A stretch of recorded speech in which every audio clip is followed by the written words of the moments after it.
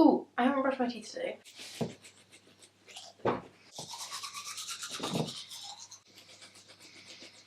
So now that I'm minty fresh, let's get back into the video.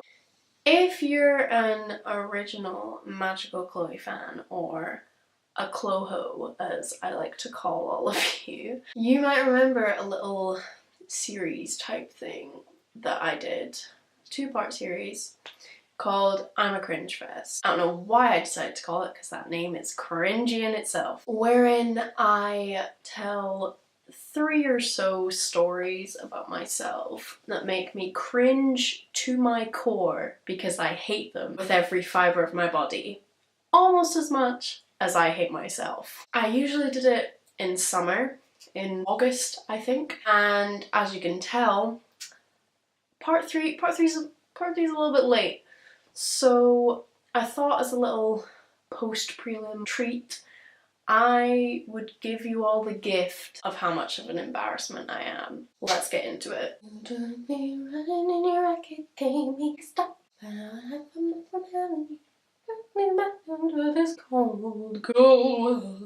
Sorry, I had to sing some Stevie Wonder to like calm me down.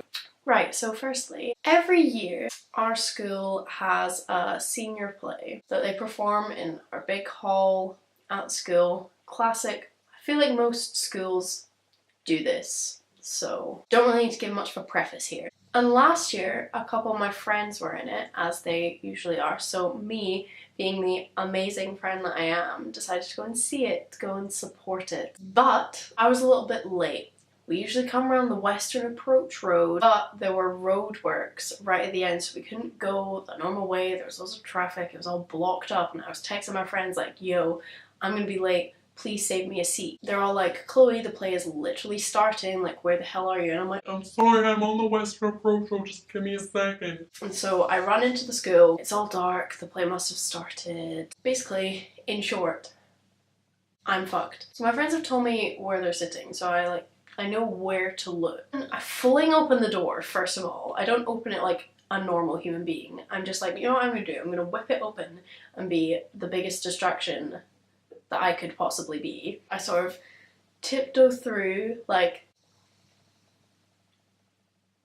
as I'm awkwardly tiptoeing forwards, someone is doing a monologue, like, on the corner of the stage. She looks at me as if to say, what the fuck are you doing? I look at her and I try to convey with my eyes, like, I'm sorry, I'm so sorry for distracting you so much. Because I'm so stressed about this whole situation, I completely forget everything that my friends told me about where they're sitting. In reality, I was probably standing there for literally like 2 seconds, but it felt like 4 hours to me. Then finally, some people that I know lean over and wave at me, and they're like, hey, come on. But guess what? They're over on like the other side of the hall.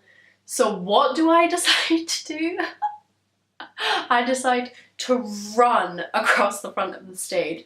Not subtly, may I add, right? It's like this. I'm on my bed, but let me just like recreate this for you. That was probably the stupidest thing I've ever done. Everyone in the audience is looking at me like, what the fuck are you doing? I sit down, my heart's beating out of my chest, I'm sweating, everything's a mess, but the play was great. So that's the most important thing. Also, I'm out of breath for doing that running thing. Whew. Story number 2. Let's take a step back from school for a second. And let's make it more personal, bring it into my own home. So it was just me and my stepdad at home. It's a common occurrence for me to forget to refill the toilet paper in my bathroom. This was one of those times where I had not filled up the toilet paper. And I go to the toilet, sit down, look in my pants, and I'm like, great. Started my period. How fabulous. This is exactly what I need right now. I'm sitting there and I'm like, oh god. You could really use some toilet paper right now, but is there any? No, because I'm a disorganized mess. The toilet paper is downstairs in a cupboard in the middle of the hall, in our middle floor, I'm on the top floor. So if I wanted to go down and get some toilet paper, which I needed to do, I would have to do an awkward pants halfway down leg waddle down the stairs and risk my stepfather seeing me. And I was like, that's probably a stupid idea. But did I do it anyway? Of course I did. I don't pull up my pants because I'm not a maniac. I just decide with them like ankle, around the ankle area, I stand up from the toilet and I waddle downstairs. Bear in mind, my entire pum-pum, cooch, lady garden area is exposed. I'm mid-waddle, I'm down the stairs, okay? I've opened the laundry cupboard, right? It's there, the plan is working, it's effective. I'm like a ninja, okay? I'm like a panther. I'm speeding down the hallway. I feel like, what's a really fast thing? Anyway, I close the cupboard doors and I'm like, time for the final phase of my mission. I turn around, start waddling back, and then I hear, Chloe? My stepdad was standing right on the stairs, staring at me, like,